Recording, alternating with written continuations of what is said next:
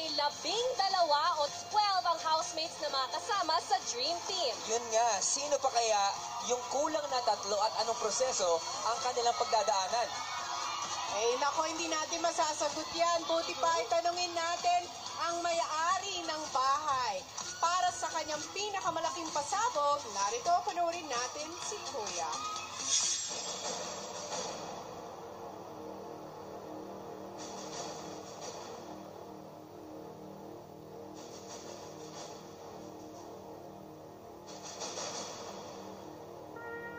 Ang pagsasama-sama ng Dream Team sa loob ng aking bahay ay patunay lamang na ang bawat pagsisikap, dedikasyon at hindi pagtigil na abutin ang iyong mga pangarap ang siyang magdadala ng swerte sa iyong buhay.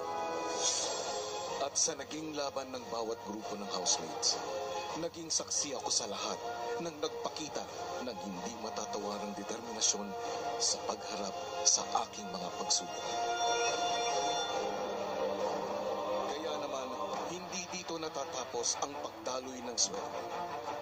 Dahil sa patuloy kong paghahanap sa bubuo ng aking Dream Team, 3 pwesto pa ang dapat punuan.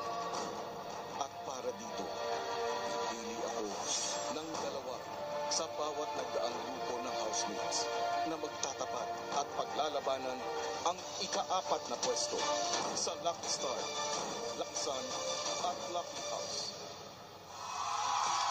Ayun naman pala!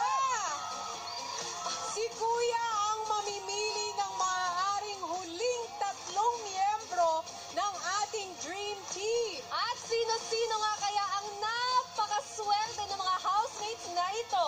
Excited kilalanin po natin sila bukas ng gabi pagkatapos ng Rated Game. Dito pa rin yan syempre sa nag-iisang teleserye ng totoong buhay kasama ang ating Dream Team ng Pinoy Big Brother Lucky Season 7!